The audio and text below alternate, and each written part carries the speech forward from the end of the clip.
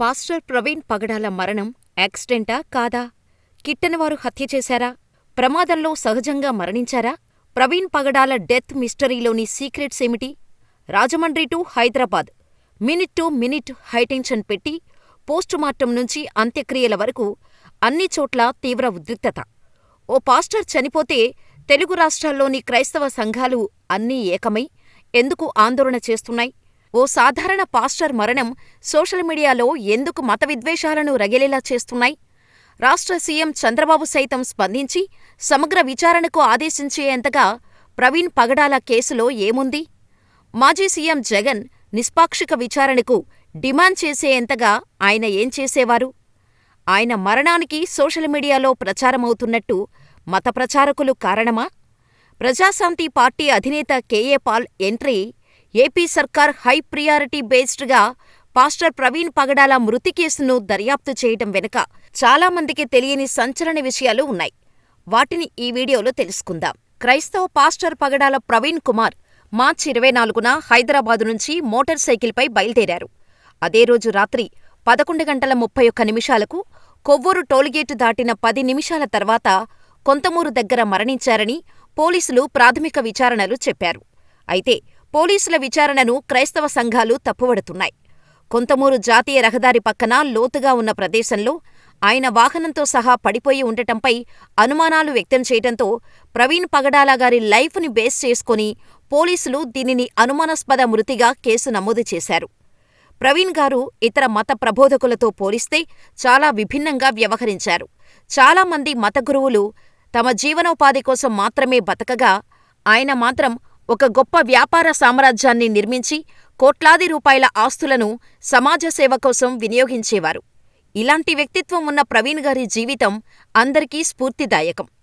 ఆయన ఎప్పుడూ చెప్పే ఒకే మాట, దేవుడు పనిచేసేవారినే ఎక్కువగా ఇష్టపడతారు. కాబట్టి మనం మన పని దైవకార్యం చేస్తూనే మన బాధ్యతను సక్రమంగా నిర్వహించాలి అని చెప్పేవారు.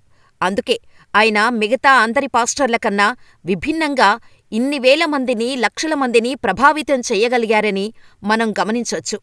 అలాగే ఆయన బోధనలు, స్పీచ్లు వింటే ప్రతి ఒక్కరూ ఆయన మాట్లాడేదానిలో ఒక మంచి లాజిక్ను గ్రహించగలుగుతారు. అంటే మూఢత్వంతో, మూర్ఖత్వంతో, వితండవాదంతో ఆయన చేసే సంభాషణలు ఏవీ కూడా ఉండవు. ఆయన చేసే సంభాషణ ఏదైనా జ్ఞానాన్ని పెంపొందించేదిగా, ఒక సబ్జెక్టు వైజ్ మాత్రమే ఉంటుంది. ఆయన మాట్లాడే విధానం కూడా ఆయనకు విపరీతమైన ఫాలోయింగును తెచ్చిపెట్టింది.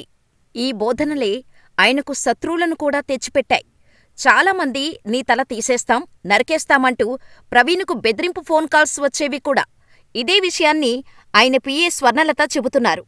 ఆ బెదిరించిన వాళ్లు చంపేశారని క్రైస్తవులు బలంగా అనుమానిస్తున్నారు. తూర్పుగోదావరి జిల్లా చాగల్లులో జరిగే క్రైస్తవ సభలకు హాజరయ్యేందుకు ఆయన హైదరాబాదు నుంచి బుల్లెట్ బైకుపై ప్రయాణించారు. ఇలా ప్రవీణ్ పగడాల మార్చి 24 రాత్రి 11:31 కొవ్వూరు టోల్ ప్లాజాను క్రాస్ అయినట్టు సీసీ కెమెరాల్లో రికార్డైంది. 11:42కి ఓ పెట్రోల్ బంకు సీసీ ఫుటేజీలో ప్రవీణ్ బుల్లెట్ను ఓ 5 వాహనాలు క్రాస్ చేసి వెళ్లినట్టు తెలుస్తోంది. ఆ 5 వెహికల్స్ను గుర్తిస్తే వారి నుంచి ఏదైనా సమాచారం దొరకొచ్చని పోలీసులు ఆ దిశగా ప్రయత్నిస్తున్నారు. ఘటనా స్థలంలో లభించిన ఆధారాలను విజయవాడ ఫోరెన్సిక్ ల్యాబ్ టీం క్షుణ్ణంగా పరిశీలిస్తున్నారు. ఇప్పటివరకైతే నో క్లూ. పోస్టుమార్టం రిపోర్ట్ మార్చి 29న రావచ్చని చెబుతున్నారు. అది వస్తే కానీ కనీసం ప్రవీణ్ ఎలా చనిపోయారో తెలుస్తుంది. అంతేకాదు, ప్రవీణ్ శరీరంపై గాయాలు ఉన్నాయంటున్నారు. ఆయన నడిపిన బుల్లెట్ బండి మాత్రం పెద్దగా డ్యామేజ్ కాలేదు. ప్రవీణ్ ఎలా చనిపోయారు? ఎవరైనా కారుతో గుద్దేశారేమో అంటున్నారు. ఇన్సిడెంట్ టైంలో బుల్లెట్ పక్కనుంచి వెళ్లిన రెడ్ కలర్ కారును గుర్తిస్తే క్లారిటీ రావచ్చు. ప్రస్తుతం డీఎస్పీ స్థాయి అధికారి నేతృత్వంలో స్పెషల్ టీం దర్యాప్తు చేస్తోంది.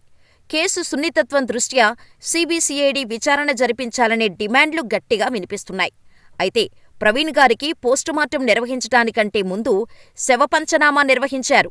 ఈ శవపంచనామాలో విశాఖపట్నానికి చెందిన బొల్లావరపు జాన్ వెస్లీ, రాజమండ్రికి చెందిన పార్థసారథి, హైదరాబాదుకు చెందిన కె మృత్యుంజయ, గుడివాడకు చెందిన ఇమాన్యుయల్తో పాటుగా డాక్టర్ రాజేశ్వరరావు సమక్షంలో ఈ శవపంచనామా జరిగింది. ఈ 5గురితో పాటుగా స్థానిక ఎంఆర్ఓ సూర్యకుమార్, వీఆర్ఓ రైటర్ బృందంతో పాటు పోలీసులు కూడా పాల్గొన్నారు. వీరంతా కలిసి ప్రవీణ్ పగడాల గారి శరీరంలో ఎక్కడెక్కడ గాయాలున్నాయో నిర్ధారించారు. ఆయన శరీరంలో మొత్తం 6 చోట్ల గాయాలను వారు గుర్తించారు. ఆయన పెదవి మధ్యకు చీలిపోవడమే కాకుండా ఎడమవైపు బుగ్గ బాగా వాచిపోవటం, ఎడమవైపు జబ్బమీద గాయం, కుడివైపు భుజం మీద చిన్నపాటి గాయం ఉండటం, కుడివైపు తొడపై చిన్న ప్యాచ్ ఒకటి ఉండటం కూడా గుర్తించారు. కుడివైపు మోకాలు కొట్టుకుపోయి గాయమవ్వగా, ఎడమవైపు కాలు పిక్కభాగం సైలెన్సర్ వేడికి కాలిపోయి చర్మం నల్లగా మారిపోయింది. ఇలా దాదాపు 6-7 అంగుళాల మేర ఆ గాయమైంది.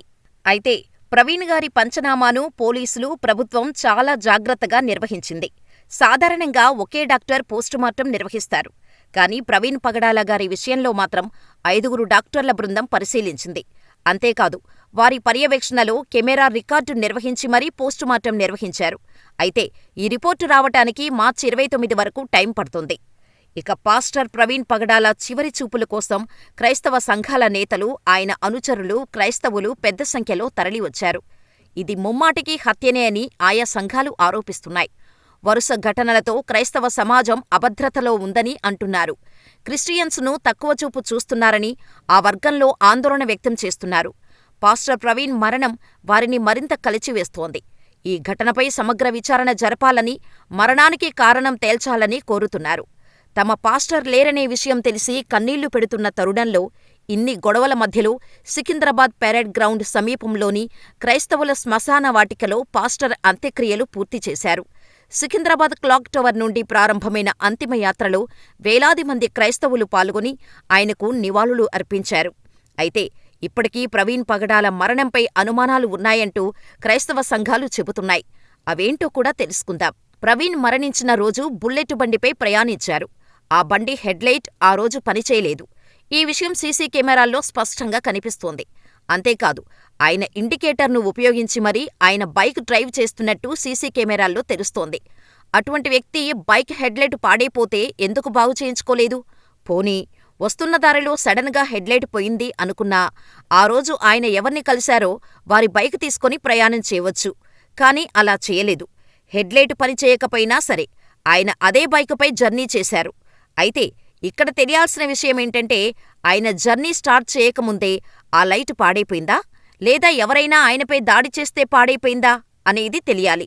చాలామంది క్రైస్తవ సోదరులు అనుమానం పడుతున్న విషయమేంటంటే, టోల్గేటుకు రాకముందే ప్రవీణ్పై దాడి జరిగిందని, తూర్పుగోదావరి జిల్లా రాజానగరం పోలీస్ స్టేషన్ పరిధిలోని కొంతమూరు సమీపంలో ఉన్న టోల్గేట్లో ప్రవీణ్ పగడాల విజువల్స్ రికార్డయ్యాయి. ఆ విజువల్స్లలో ప్రవీణ్ నెమ్మదిగా తూలుతూ బైకు నడపటం రాని వ్యక్తిలా బండి నడుపుతున్నట్టు స్పష్టంగా ఆ సీసీటీవీ ఫుటేజీలో తెలుస్తోంది.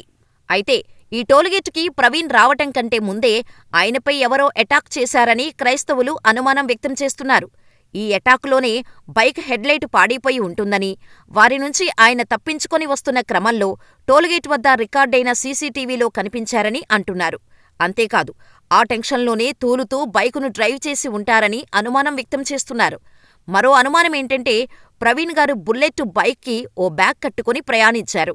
అయితే ఆయన చనిపోయిన ప్రాంతంలో ఆ బ్యాగ్ ఎక్కడా కనిపించలేదు. సో ఆ బ్యాగ్ దాడి చేసిన వాళ్ళు తీసుకొని వెళ్లి ఉంటారని కొందరు అనుమానం వ్యక్తం చేస్తున్నారు. అయితే పోలీసులు మాత్రం వారు విడుదల చేసిన సీసీటీవీ ఫుటేజీలో బ్యాగ్ లేదని చెబుతున్నారు. మరో అనుమానమేంటంటే, హెల్మెట్ పెట్టుకున్న వ్యక్తి ఎలా మరణించాడని, టోల్గేట్లో ఉన్న సీసీ విజువల్స్ను చూస్తే ప్రవీణ్ గారు హెల్మెట్ పెట్టుకున్నారని క్లియర్గా తెలుస్తోంది. అయితే ఒకవేళ నిద్రమత్తులో ఉండటం వల్ల బైక్ అదుపు తప్పి రోడ్డు పక్కన ఉన్న గొయ్యిలో పడిపోయినా హెల్మెట్ ఉంది కాబట్టి ఆయన తలకు పెద్దగా గాయాలయ్యే ఛాన్స్ లేదు. బైకు తనపై పడిపోయినా లేపలేనంత బలహీనమైన వ్యక్తి కాదు ప్రవీణ్. అయితే ఓ పెట్రోల్ బంకు సీసీ ఫుటేజీలో ప్రవీణ్ బుల్లెట్ను ఓ 5 వాహనాలు క్రాస్ చేసి వెళ్లినట్టు తెలుస్తోంది. ఆ 5 వెహికల్స్ను గుర్తిస్తే వారి నుంచి ఏదైనా సమాచారం దొరకొచ్చని పోలీసులు ఆ దిశగా ప్రయత్నిస్తున్నారు. అయితే ప్రవీణ్ చనిపోవడానికి ముందు తల తీసేస్తాం, నరికేస్తాం అంటూ ఆయనకు బెదిరింపు ఫోన్ కాల్స్ వచ్చేవని ఆయన పిఏ స్వర్ణలత చెబుతున్నారు. ఆ బెదిరించిన వాళ్లే చంపేశారనే అనుమానాలు కూడా క్రైస్తవ వర్గాలు వ్యక్తపరుస్తున్నాయి. అంతేకాదు, ఆయన మత ప్రచారాలను ఖండించే కొందరు ఆయనపై దాడి చేసి ఉంటారని అంటున్నారు. కొందరైతే ప్రవీణ్ గారు మద్యం సేవించి బండి నడిపి ఉంటారని, అందుకే తూలుతూ బండి నడిపారని, ఇలా నడపటం వల్లే యాక్సిడెంట్ జరిగిందని అంటున్నారు. అయితే ప్రవీణ్ మరణంలో అసలు నిజాలు తెలియాలంటే కొన్ని రోజులు వేచి చూడాల్సిందే. పోలీసులు పూర్తి విచారణ చేపట్టి అసలు విషయాలను బయటపెడితే తప్ప ఈ కేసులో అసలు మిస్టరీ ఎవరికీ తెలియదు. మరి మీరేమనుకుంటున్నారు? ప్రవీణ్ పగడాలది యాక్సిడెంట్ అనుకుంటున్నారా? హత్య అనుకుంటున్నారా? మాకు కామెంట్ చెయ్యండి.